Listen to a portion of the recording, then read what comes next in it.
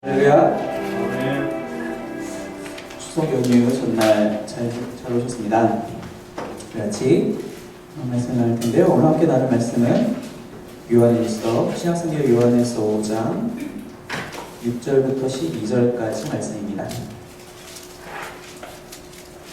신약성경 요한일서 5장 6절부터 12절까지 말씀입니다. 찾으시면 저와 여러분 한 절씩 번갈아 가면서 읽도록 하겠습니다. 6절부터 읽겠습니다. 이는 물과 피로 임하신 이시니 곧 예수 그리스도시라. 물로만 아니요 물과 피로 임하셨고 증언하는 이는 성령이시니 성령은 진리니라. 증언하는 이와 쓰시니 성령과 물과 피라. 또한 이 셋은 합하여 하나이니라.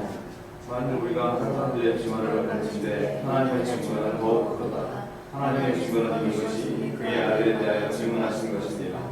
하나님의 아들을 믿는 자는 자기 안에 증거가 있고 하나님을 믿지 아니하는 자는 하나님을 거짓말하는 자로 만드나니 이는 하나님께서 그 아들에 대하여 증언하신 증거를 믿지 아니하였음이라. 그 증거는 이것이니 하나님 우리에게 영생을 주신 것과 이 생명이 그의 아들이 그것이니라. 함께 읽겠습니다. 아들이 있는 자에게는 생명이 있고 하나님의 아들이 없는 자에게는 생명이 없느니라. 아멘.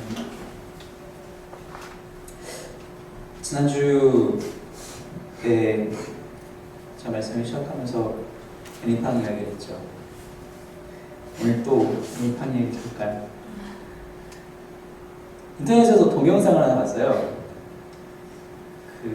정말 저는 그게 이제 카톡이랑 연결돼서 순위가 쭉 뜨잖아요. 근데 제 카톡에는 지난주까지는 제 고등학교 동창이 160만 점으로 1등이었는데 이거는 제가 사실 믿을 수가 없는 거예요. 이거는 불가능한 버그를 분명히 이용했을 것이다. 제가 아무리 생각을 해봐도 이게 한 30만 점 이상은 다 버그가 있을 것이다 라고 이렇게 생각을 하고 그러던 와중에 며칠 전에 인터넷에서 돌아다니는 동영상을 하나 봤는데 애니팡을 1분 동안 쉬지 않고 60 홍보를 하더라고요. 60 홍보면 1초에 하나씩 계속 한다는 얘기죠. 홍보가 끊기지 않고 그 나오는 결과값은 80몇만 점이 나오더라고요.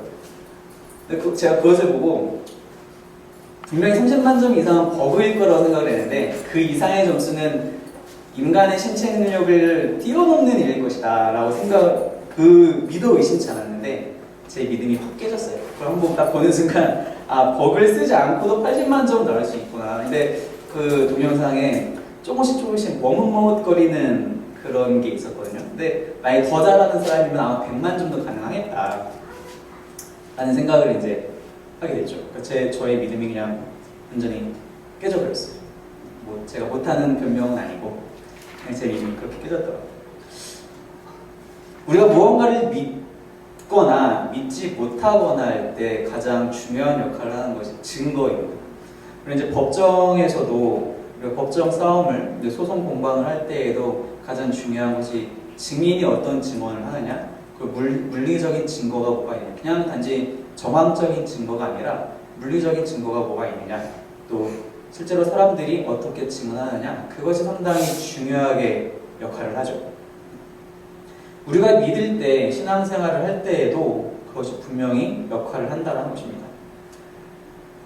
물론 히브리서 기자는 보지 않고 믿는 것이 정말 믿음이다, 정말 중요하고 하나님 보시기에 정말 기뻐하시는 것이다. 사실 우리가 살면서 그렇게 하기가 정말 쉽지 않아요. 때로는 그런 생각을 해요. 2000년 전에 이스라엘에서 태어났으면 내가 실제로 예수님을 보고 더 쉽게 믿을 수 있지 않았을까 라고 종종 생각을 해보기도 해요. 근데 실제로 사실 그렇게 생각을 해보면 눈앞에서 보았던 서기관들이나 바리새인들, 대제사장들이 못 믿는 것을 보면은 그건 또 아이러니하기도 하죠. 오늘 사도 요한이 이 본문을 통하여서 증거하는 분들이 있다. 그리고 증거하는 우리가 왜 믿어야 하는지에 대한 증거가 확실히 있다라고 우리에게 알려주고 있습니다. 6절에 보니까 사도 요한이 이는 물과 피로 임하신 이시다 라고 이렇게 얘기를 하고 있어요. 물과 피로 임하신 이시다. 전통적인 해석에서는 이 물과 피로 임하신 이라고 얘기할 때 실제로 성육신 하셔서 실제 물리적인 물질적인 인간으로 하나님이 오셨다. 그래서 예수라는 이름으로 오셨다. 그것을 얘기하는 것이다. 맞습니다. 그것도 물론 맞아요. 하지만 우리가 오늘 볼 것은 단지 그 내용뿐만이 아니라 다른 부분을 좀 보려고 하는데요. 사도 요한이 하필이면 이렇게 표현하는 이유가 분명히 있을 것 같아요. 사도 요한도 나름 신약 성경을 여러 권을 썼기 때문에 사도 바울보다는 안 되지만 여러 권을 썼기 때문에 왜 이렇게 표현을 했을까? 당시에 유대인들 사이에서는 분명히 바라는 게 있었다라는 것입니다. 분명히 누군가 오실 것이다. 마태복음 21장 한번 볼까요? 마태복음 21장 말씀입니다. 마태복음 21장 9절 말씀 한번 볼게요. 마태복음 21장 9절 말씀 찾아서 함께 읽겠습니다. 시작. 앞에서 가고 뒤에서 따르는 무리가 소리 높여 이르되 호산나 다윗의 자손이여 찬송하리로다. 주의 이름으로 오시는 이여 가장 높은 곳에서 호산나 하더라. 이게 이제 종려주일 예수님께서 이제 예루살렘 성내로 들어가시는 장면에 예루살렘에 살고 있는 많은 사람들이 나와가지고 예수님을 이제 맞이하는 장면이죠. 그러면서 얘기하기를 다윗의 자손이여 정말 잘 오셨습니다. 주의 이름으로 오시는 이여. 주의 이름 즉 하나님의 이름을 대표해서 오시는 이여. 오시는 누군가가 오실 것이다에 대한 기대감, 메시아 사상이라고 하죠. 이사야 이후로 그 이전에도 그랬었지만 누군가가 분명히 우리를 구원하기 위해 오실 것이다. 사도 요한도 똑같은 얘기를 합니다. 요한복음 12장 말씀을 한번 볼까요? 요한복음 1장 말씀을 볼게요. 요한복음 1장 말씀. 요한복음 1장 15절 말씀입니다. 1장 15절 같이 읽겠습니다. 시작. 요한이 그에 대하여 증언하여 외쳐 이르되 내가 전에 말하기를 내 뒤에 오시는 이가 나보다 앞선 것은 나보다 먼저 계심이라 하는 것이 이 사람을 가리킴이라 하니라. 오시는 이가 분명히 있을 것이다. 이제 이것은 세례 요한이 이제 예수님을 소개하면서 나오는 장면이죠. 누가복음에도 여기 제가 읽어드릴게요. 누가복음 7장에도 보면은 이제 이 세례 요한이 옥에 갇혀 있을 때 제자 둘을 보내서 물어보죠. 요한이 그 제자 중 둘을 불러 주께 보내어 이르되 오실 그이가 당신이오니까 우리가 다른 일을 기다리오리까 라며 이렇게 물어보죠. 이렇게 물어봤을 때 예수님이 또 이제 구약 성경을 인용하셔서 대답을 하시죠. 오실 그이가 우리가 오실 그이를 그렇게 기다리고 있는데 그게 당신입니까? 라고 물어보고 있는 장면. 누군가 분명히 오실 것이라는 그 믿음이 유대인들 사이에 분명히 있었다는 것입니다. 사도 요한은 오늘 본문을 통해서 바로 그렇게 오신 자, 그렇게 임하신 자가 바로 이분이시다. 6절에 이는이라고 시작했는데 그 이는이 바로 예수, 5절에서 얘기한 예수, 하나님의 아들, 바로 이분이 그 오실 이로 임하신 이시다 라고 얘기를 하고 있다는 것입니다. 너희가 다른 사람을 더 기다려야 되는 것이 아니라 이미 이분이 우리가 그렇게 기다리던 분이 왔으니 이제 이분으로 끝이다. 이러한 믿음이 사도 요한이 우리에게 요청하고 있다는 것이죠. 근데 어떻게 오셨느냐? 물과 피로 오셨다. 물과 피로 오셨다는 것은 아까 얘기했던 것처럼 어떤 물질적인 사람은 70% 이상이 물로 되어 있잖아요. 피가 당연히 있고요. 피는 이제 생명의 상태니까. 그렇게 해서 단지 그냥 정말 물리적인 사랑 오셨다라고 얘기할 수 있지만 우리가 조금 더 이제 깊이 있게 보게 된다면 물로 오셨다라는 것은 예수님께서 세례 요한의 세례를 통하여서 당신의 공생애를 공식적으로 시작하셨다는 것입니다. 단지 그냥 그 세례로만 시작하신 것이 아니라 그 세례를 통하여서 하나님이 선포하셨다는 것이죠. 마가복음 말씀 한번 같이 보겠습니다.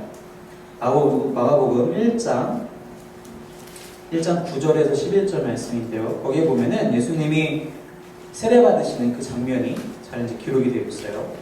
마가복음 1장 9절부터 11절 말씀입니다. 한번 같이 읽겠습니다. 시작. 그때 예수께서 갈릴리 나사렛으로부터 와서 요단강에서 요한에게 세례를 받으시고 그 물에서 올라오실새 하늘이 갈라짐과 성령이 비둘기같이 자기에게 내려오시는 보시더니 하늘로부터 소리가 나기를 너는 내 사랑하는 아들이라 내가 너를 기뻐하노라 하시니라. 성부 하나님께서 예수님에게 사역을 정식적으로 위임하시는 장면, 그리고 그것을 공개적으로 선포하시는 장면이 바로 지금 우리가 방금 읽은 마가복음의 말씀이라는 것이죠. 예수님이 물로 임하셨다는 것은 공식적으로 하나님의 위임을 받고 오셨다라는 것을 얘기하는 것입니다. 당시에 사실은 많은 사람들이 이 사람이 진짜 메시아 아닐까? 아니면 저 사람이 아닐까? 많은 사람들이 이 사람일 거야, 저 사람일 거야 막 방황하고 있었어요. 사실 예수님이 이제 빌라도에게 잡히셨을 때 빌라도가 난 이 사람 도대체 죄를 못 찾겠다. 근데 사람들이 그래서 그 명절 중에 명절에 한 명을 내보내실 텐데 이 사람 내보내려고 한다. 아니다, 바라바를 내놓으시오 얘기하잖아요. 사실 그 바라바의 제목이 이제 강도, 그런 시위를 일으키고 폭동을 일으킨 것이지만 어떤 사람들은 그 바라바가 진짜 메시아가 아닐까. 로마의 앞에서 우리를 정말 물리적으로 이겨내줄 그런 사람이 아닐까. 당시에 그런 사람들이 많이 있었다는 것이죠. 당시에 많은 사람들이 혹은 자기 자신의 입으로 혹은 남의 입을 통해서 내가 바로 그 사람이다. 혹은 저 사람이 바로 그 사람이니까 우리가 따라가자. 그런 일들이 당시에 많이 있었다는 것이죠. 하지만 오직 예수님만이 하나님께서 공개적으로 선포하셔서 그 사역을, 즉 당신의 그 구속 사역을 시작하게 하신 단 한 분이라는 것입니다. 지금 우리가 방금 읽었던 마가복음 말씀을 보니까 요한에게서 세례를 받으실 때 하늘이 갈라지고 성령이 그분의 머리 위로 내려오셨다. 그리고 동시에 또 하늘에서 소리가 나기를 너 내 사랑하는 아들이라 내가 너를 기뻐하노라. 하나님께서 공개적으로 말씀하고 계시다는 것이죠. 이것이 바로 물로 임하신 것이다. 이것이 바로 우리에게 증거가 된다. 우리가 이분을 왜 믿어야 하는가, 이분이 왜 살아계신 하나님의 아들이신가에 대한 증거가 된다는 것이죠. 또 한 가지는 여기서 우리 본문에서 얘기한 것처럼 물과 피로 임하셨다고 했는데 또한 피로 임하셨다는 것입니다. 피로 임하셨다는 것은 무슨 뜻이냐? 그분의 십자가 사역, 그분께서 피값으로 우리의 모든 죄값을 치르신 그 사건을 이야기하는 것입니다. 사실 많은 사람들이 세례 받으실 때 그런 놀라운 일이 있었으니까 온 것까지는 그렇다 치는데 저 사람이 정말로 그 십자가의 그 사건이 정말로 우리를 구원하는 그러한 일들이었던 것인가? 라고 되물어볼 수가 있다는 거죠. 왜냐하면 드러나는 현상은 막 패배한 듯이 보이거든요. 많은 그 12제자들이 그 십자가 앞을 지켰던 사도 요한을 제외하고는 모든 제자들은 뿔뿔이 흩어졌고 사람들은 다 통곡하고 울고 있고 유대인들은 이제 죽었다고, 이제 저 반란자가 신성 모독죄를 범한 저자가 이제 죽었다고 막 기뻐하는 그 상황에서 많은 사람들이 보기에는 그것이 성공적인 메시아 사역이라고 보이지 않았다는 것입니다. 하지만 오직 그렇게 해서만이 당신의 그 피값으로만이 우리의 모든 죄값이 치러질 수 있다는 것. 겉으로 보여지기에는 그것이 단지 우리가 패배한 것처럼 혹은 하나님이 패배한 것처럼 보일지 모르지만 하지만 그렇게 하심으로써 당신의 사랑과 당신의 정의를 동시에 이루셨다라는 것. 복음서 마지막에서 로마의 백부장이 그렇게 고백하죠. 예수님이 죽는 모습을 보고 예수님이 살아계실 때 놀라운 기적을 베푸시는 것을 보고 고백하는 것이 아니라 예수님이 죽는 모습을 보고 이분이 정말 하나님의 아들이시구나 라고 고백하게 되는 그러한 사건, 바로 그 십자가 사건, 그 십자가 사역이 바로 예수님이 하나님의 아들이심을 증거하는 또 다른 증거가 된다라고 얘기하고 있다는 것입니다.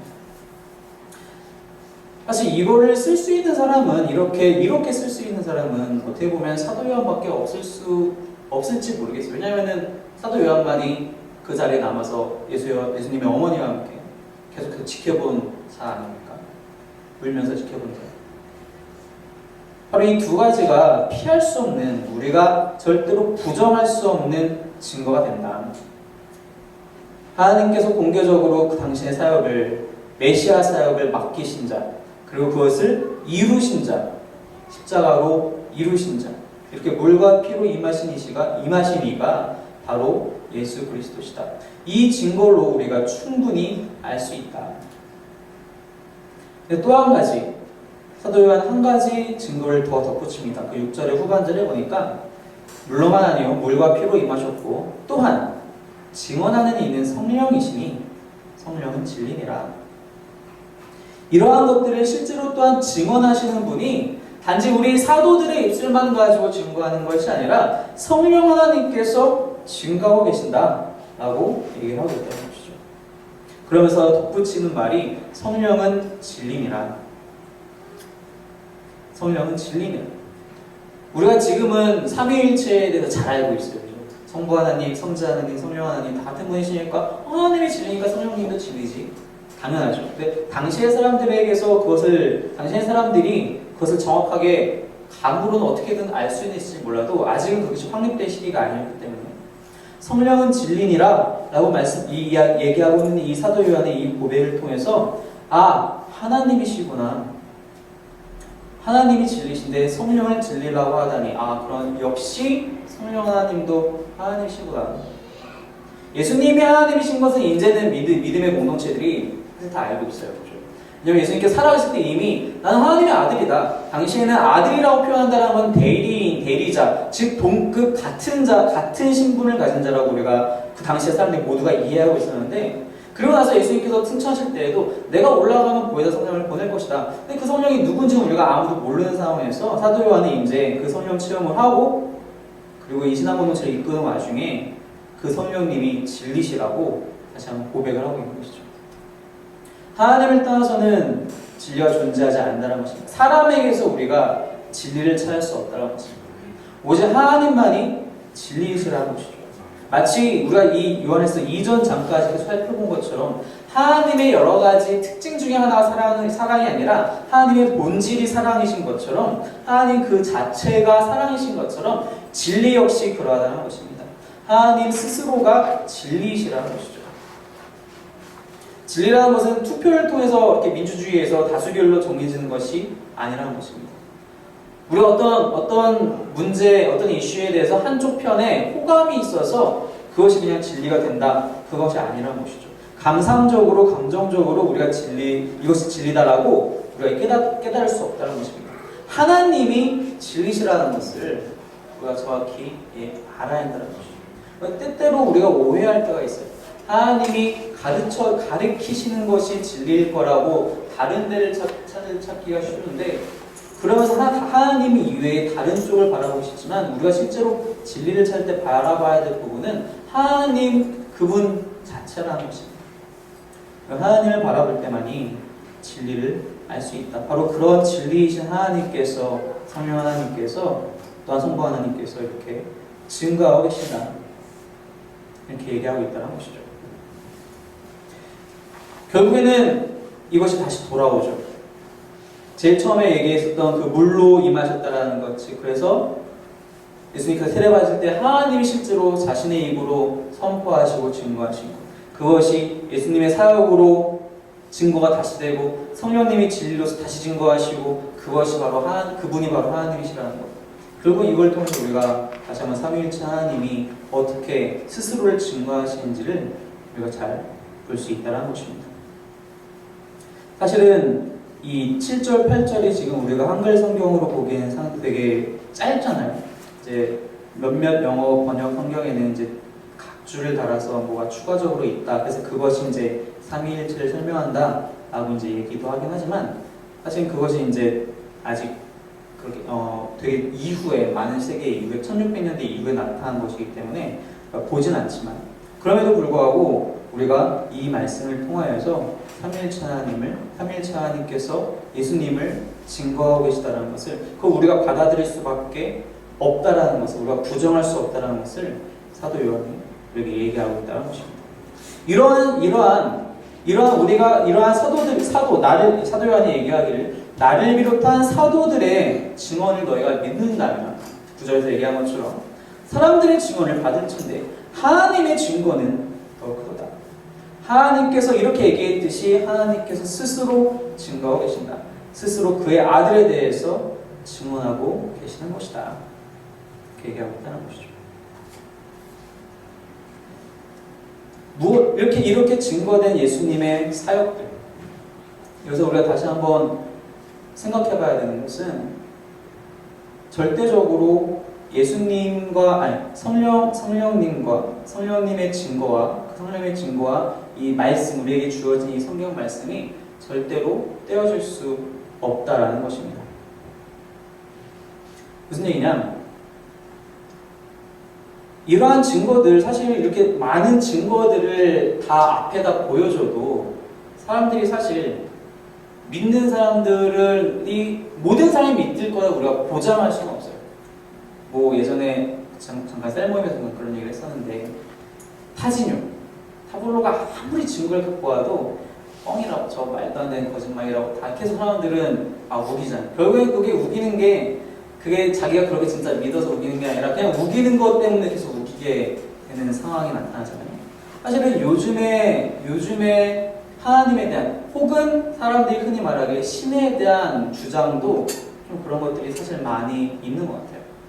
제가 이제 철학책을 얼마 전에 읽은 철학책 서적 하나가 되게 저한테 마음에 들어서 이 분야가 예전에 꺼려했던 분야인데 그래도 재밌구나, 더 읽어보자라고 책을 좀 더 골랐어요. 한 장 한 장 읽는데 너무 바보 같은 거예요. 주장하는 바가 신이 왜 없냐면 말이지 라고 하면서 이렇게 쭉쭉 얘기를 하는데, 그냥 자신이 스스로 얘기하는, 자신이 보여주는 증거에 자신이 스스로 걸려서 넘어지는 그러한 논리가 너무나도 쉽게 보이니까 이건 말도 안 된다. 왜 이 사람들은 성경이라는 놀라운 증거가 있음에도 불구하고 왜 보지 못하는가? 성령 하나님께서 그들 가운데 일하시지 않으셨다라는 거예요. 반대로 얘기하면 그들이 성령 하나님의 일하심을 마음속에 오픈하지 않았다는 것입니다. 그럴 때에는 아무리 증거가 뛰어나더라도 사람들은 믿지 않게 돼요. 우리가 사도행전을 계속 읽어와서 알지만 오순절 이후에 수많은 사람들이 회개하고 돌아옵니다. 오순절 날 당일도 그렇고 그 이후에 계속해서 사도 베드로가 성령을 받고 말씀을 전하면 3,000명, 4,000명씩이 회개하고 돌아와요. 그리고 믿음을 고백하며 그 세례를 받고 또 놀라운 공동체들을 이루게 되죠. 왜 그러느냐? 단지 사도들의 증언, 사도 베드로가 입술로 하는 얘기로 그들이 이러한 증거가 있고 이러한 증거가 있다, 그 얘기를 듣고 그들에게 회심의 작용이 그런 일들이 일어나는 것이 아니라 성령 하나님께서 도우셨기 때문에, 성령 하나님께서 사도 베드로를 사용하셨기 때문에 그러한 일들이 일어난다는 것입니다. 우리가 지금 6절에서 9절까지 말씀을 봤는데 그 말씀이 단지 그냥 내 안에 있는 그 구원의 그 증거를 확인하는 작업으로 그쳐서는 안 된다는 것입니다. 성령 하나님과 지금 우리에게 주어진 이 성경 말씀이 나에게 그렇게 역사했고 2000년 전에 그렇게 역사했다면 지금도 분명히 그렇게 일하실 것이라는 것입니다. 얼마 전에도 목사님께서 설교하실 때 그런 말씀을 잠깐 하셨는데, 복음이 증거되는 곳에 기적이 일어난다. 우리가 기적을 사실 실제로 보기도 쉽지 않지만 설령 좀 신기한 일들을 보게 되면 신기한데? 재밌는데? 박수 돌아가요. 아무런 감동도 없죠. 기적 자체 그 표면적인 것만 보면 사실은 그래요. 그런데 그런 기적조차도 어디서 일어나느냐? 말씀이, 즉 복음이 전해지는 곳에서 일어난다는 것입니다. 사실 어떻게 보면은 사도 베드로가 설교했을 때 3,000명이 울면서 회개하는 게 그게 기적이에요, 사실.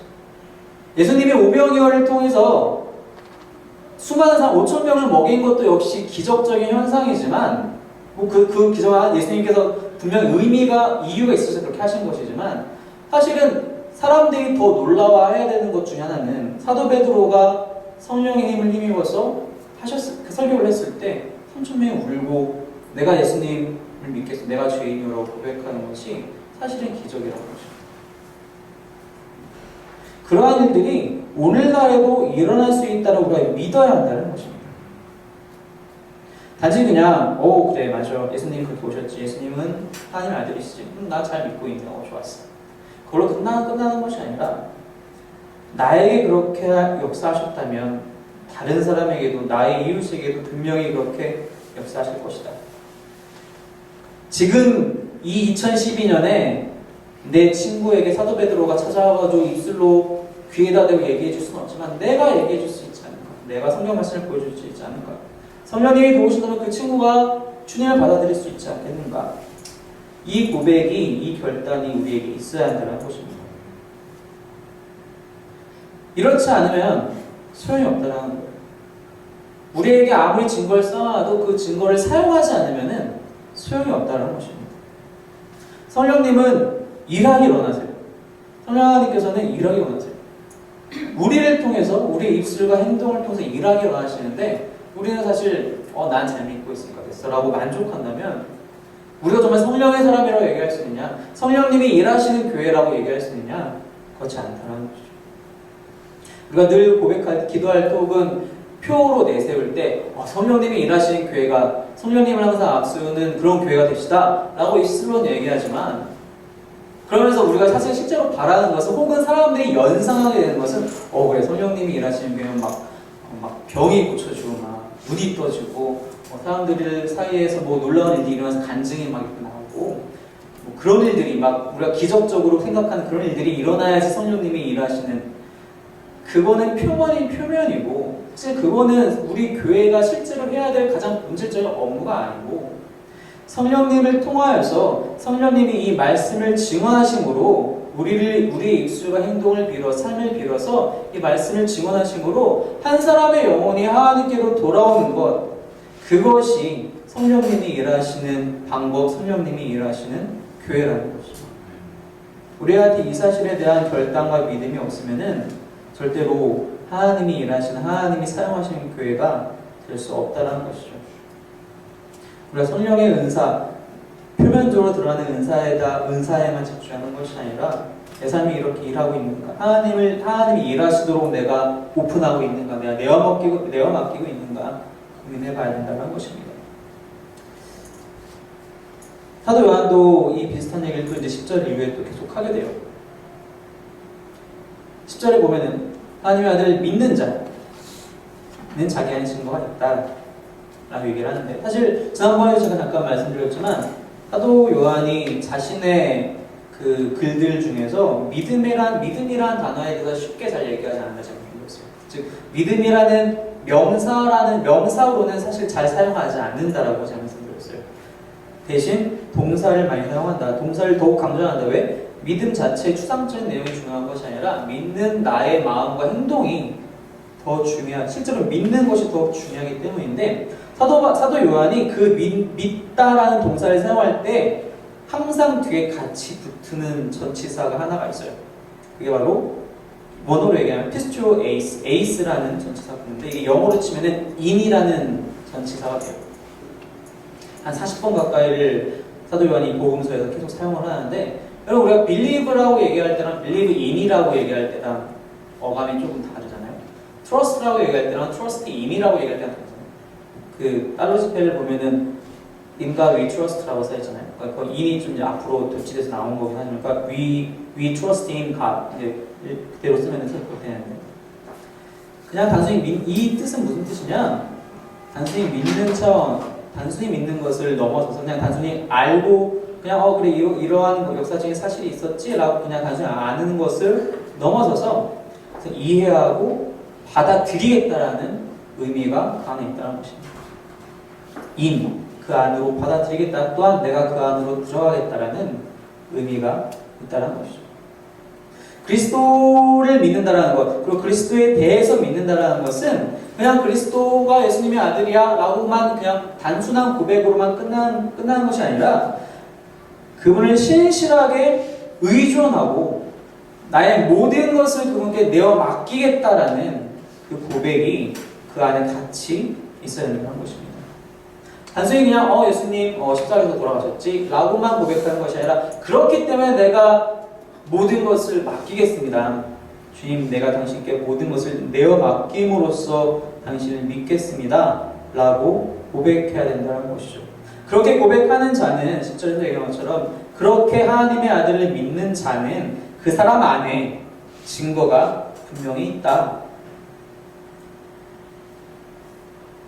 우리가 헷갈리기 쉬운 것은 이렇게 그 사람 안에 증거가 있다라는 것을 이제 우리가 좀 어떻게 알 수 있느냐라고 얘기할 때 종종 이제 신앙생활 열심히 하시는 분들 중에 그런 식으로 표현하시는 분들이 간혹 있어요.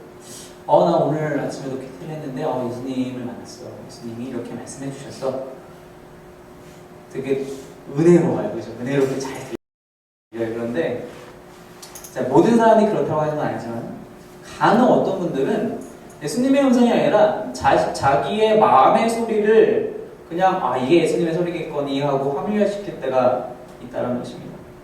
자기 안에 증거가 있다는 것은 내가 큐티할 때 뭔가 내 안에 음성이 들려 그걸 갖고 우리가 얘기하는 것이 아니라는 거죠. 믿는 자에게 그 사람 안에 증거가 있다는 것은 예수님이 그 안에 살아계시다는 것이죠. 예수님에게 나의 왕좌를 넘겨드렸다는 그것이 그 자체가 증거가 된다는 거죠. 그렇게 사는 사람은 그 사람의 행동이, 그 사람의 생각이, 그 사람의 언행이 증거가 되게 돼 있어요. 드러날 수밖에 없다는 얘기죠. 하나님 스스로가 사랑이시기 때문에, 본질 자체가 사랑이시기 때문에 하나님이 무엇을 하든지 그 사랑 행위로 드러나는 것처럼 예수님께 우리의 왕자를 내어드린 사람들은, 그렇게 내어드린 사람들은 그 사람이 뭘 하든지 예수님이 원하는 행동이 나오게 돼 있어요. 우리가 막 피땀 흘려서 노력해서 그걸 억지로 해내는 것이 아니라 믿는 사람이라면 그 믿음의 행위가 자연스럽게 드러나게 된다. 그것이 증거가 된다 라고 얘기하고 있다는 것이죠. 우리를 그렇게 구원해주는, 우리가 그렇게 믿고 있다라는 것이 그렇게 드러나게 된다. 그러니까 나의 그런 주관적인 체험이 나를 구원해주는 것이 아니라 내가 오늘 아침에 기도하는 가운데 뭔가 들리는 것 같아. 나는 그러한 체험이 나를 주어주는 것이 아니라 내가 예수님을 확실하게 이렇게 믿고 있는가, 바로 그 믿음이 우리를 구원해준다는 것입니다. 제가 지난주 설교에서 말씀드린 것처럼 4절에서 얘기한 것처럼 세상을 이기는 승리는 이것이니 우리의 믿음이니라. 우리가 세상을 승리하는 것이 아니라 이 믿음이 세상을 승리하는 것처럼 나의 그런 체험이 나를 구원하는 것이 아니라 이 믿음이 우리를 구원해 준다는 것입니다. 바로 이러한 자들 가운데 증거같이 예수 그리스도께서 그들 안에 계시다. 하지만 믿지 아니하는 자들은 10절 후반절에 보니까 하지만 믿지 아니하는 자들은 하나님을 거짓말하는 자로 만든다. 왜냐하면 하나님께서 그 아들에 대해 증거하신 증거를, 이러한 모든 증거들을 믿지 아니하기 때문에 하나님을 거짓말쟁이로 만들어버리는 것이다. 반대가 된다는 얘기죠. 이렇게 믿지 않은 자들. 이렇게 믿어서 예수님이 안에 오신다라는 것은 사실은 되게 놀라운 일이에요. 나의 본질이 버려지고 예수님의 것으로 채워진다는 것이죠. 마치 사도 바울이 갈라디아서 2장에서 고백한 것처럼 이제는 내가 죽고 내 안에 예수님께서 하신 것이다 라고 고백한 것처럼 전혀 다른 일들이 일어나게 된다는 것입니다. 근데 그 다른 일들이 무엇이냐? 그 다른 일들이 무엇인지 우리가 좀 알기 위해서는 예수님께서 실제로 이 땅에 오셨을 때 어떠한 일이 일어나는 걸 좀 우리가 알면은 더 보기 쉽다는 거죠. 예수님이 이 땅에 오셔서 하시는 일들이 있어요. 그죠? 우리가 늘 얘기할 때 예수님께서 사실 세 가지 사역을 하셨다. 가르치고, 복음 선포하시고, 또 치유하셨다. 이 세 가지를 우리가 늘 얘기하는데, 이 세 가지를 하심으로써 얻은 작용이 뭐냐? 라고 우리가 묻는다면, 단지 그냥 38년 된 병자가 건강해졌다. 그게 이 일의 목적이다. 라고 우리가 그렇게 피상적으로 얘기할 수 없다는 것입니다. 예수님께서 그 모든 일들을 하신 이유는 하나님의 나라가, 아직은 오지 않은 하나님 나라가 예수님께서 이 땅에 오신 것처럼 하나님의 나라가 이제 너희에게 이 땅에 올 것이다 라고 보여주시는 거예요.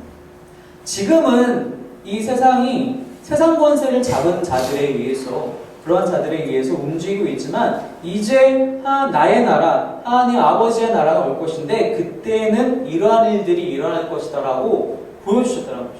눈먼 자들이 눈을 뜨게 되고 저은 자가 걷게 되고 죽은 자가 살아나게 되는 그러한 일들, 귀신들이 쫓겨가는 그러한 일들이 그 땅에서는, 그 나라에서는 일어날 것이다. 너희가 먼저 맛보아라. 예수님이 이 땅에 오심으로 그러한 일들이 일어났다면 예수님이 우리 안에 오셨을 때에도 그러한 일들이 일어난다는 것입니다. 근데 예수님이 오셔서 그렇게 나타난 특징들, 가장 큰 특징을 그래도 꼽으라면은 그건 바로 생명이라는 것입니다. 예수님이 결국 이런 모든 것들이 생명을 주시기 위해서 오셨다는 것이죠. 예수님이 이 땅에 오셔서 보여주신 것이 바로 생명이라는 것이죠. 말씀을 좀 볼까요? 요한복음 말씀입니다. 요한복음 5장 말씀입니다. 요한복음 5장 21절 말씀. 요한복음을 계속 좀 찾아볼 건데요. 요한복음 5장 21절 말씀 먼저 볼게요. 같이 읽겠습니다. 시작. 아버지께서 죽은 자들을 일으켜 살리신 같이 아들도 자기가 원하는 자들을 살리느니라.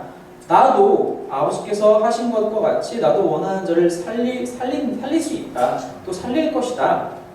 26절에 그 장 26절에 또 보니까 제가 읽어드릴게요. 아버지께서 자기 속에 생명이 있음 같이 아들에게도 생명을 주어 그 속에 있게 하셨고, 계속 살리다, 생명에 대해서 얘기하고 있죠.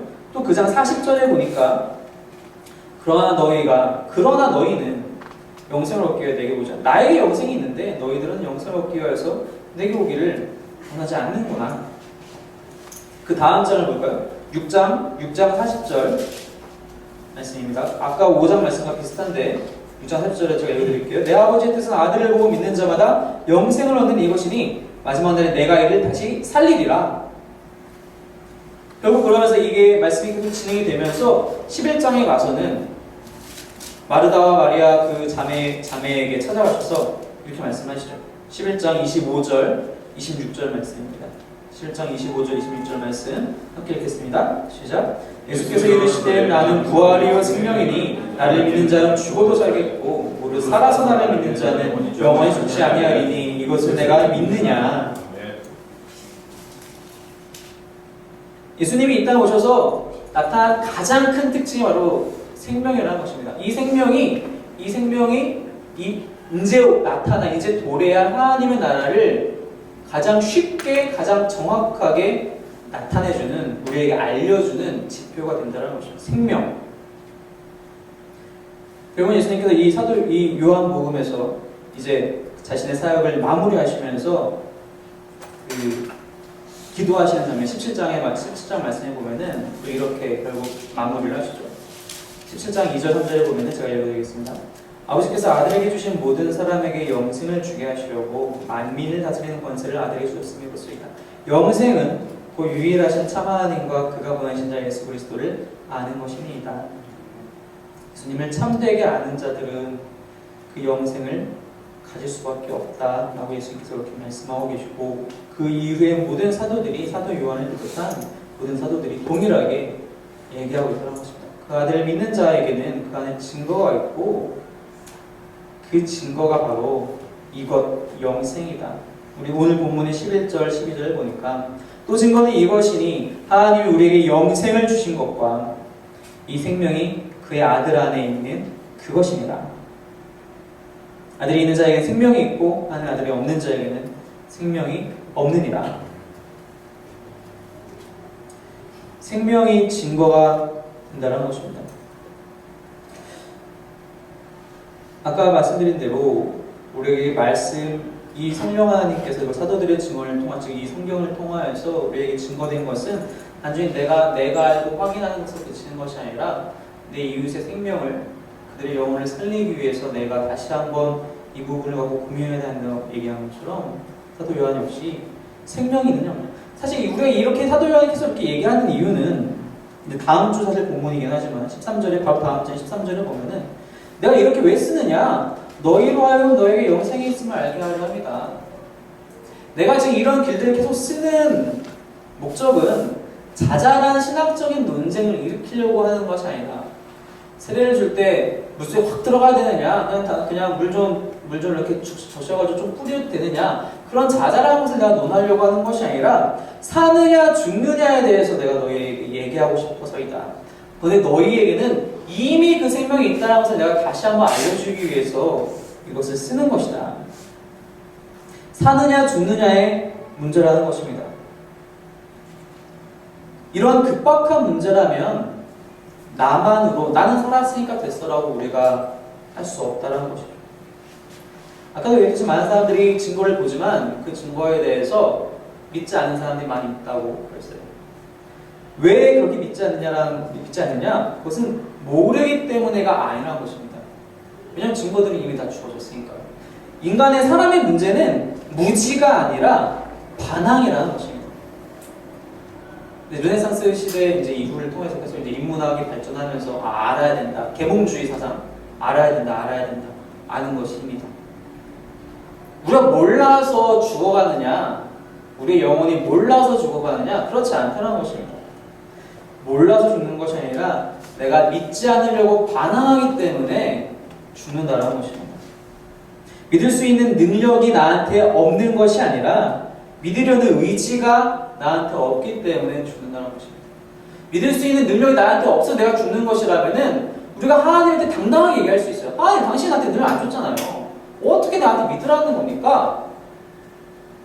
우리가 순종과 불순종을 얘기할 때 하나님에게 절대로 따질 수 없는 것은 능력이 없어서가 아니라 하나님이 주셨음에도 능력을 우리에게 이미 주셨음에도 회복시키셨음에도 하나님을 일부러 안 믿었기 때문에 그런 것입니다. 그렇기 때문에 그들이 벌을 받고 그들이 영영 죽을 운명에 처한다는 그러한 형벌을 받게 된다는 것이죠.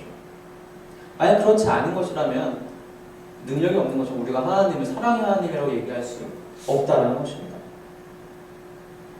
제가 이제 요즘 읽고 있는 책 중에 한 권이 이제 존 파이퍼 목사님 쓰신 오직 예수라는 책이 얼마 전에 나왔길래 보는데 그래서 이제 그분이 지적하는 것 중에 한 가지가 이제 뭐냐면은 요즘 교회에서 세계 교회들 중에서 지옥에 대해서 얘기하고 있는 교회가 얼마나 될 것인가.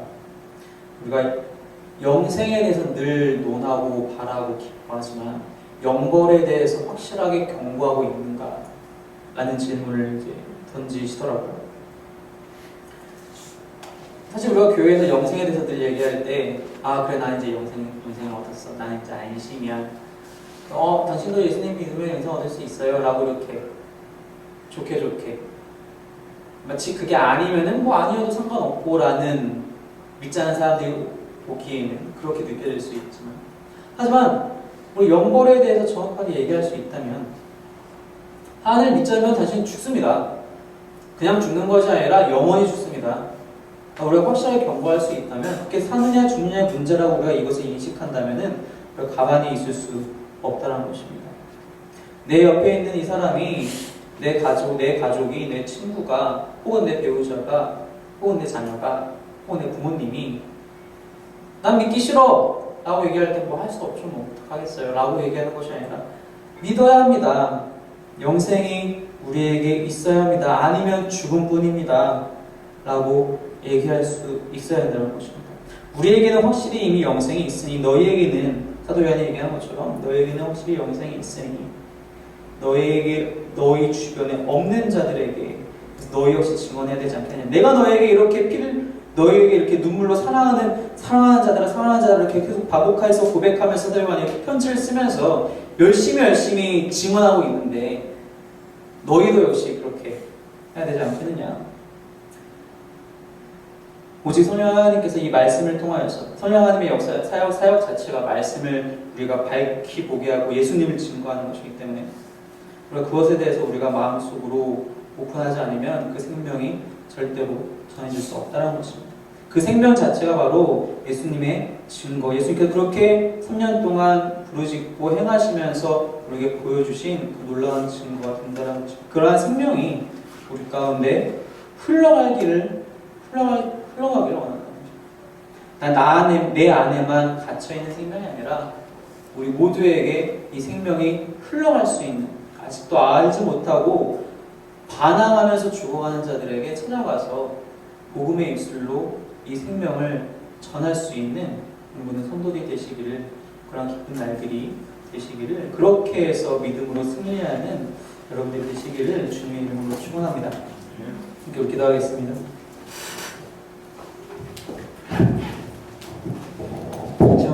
때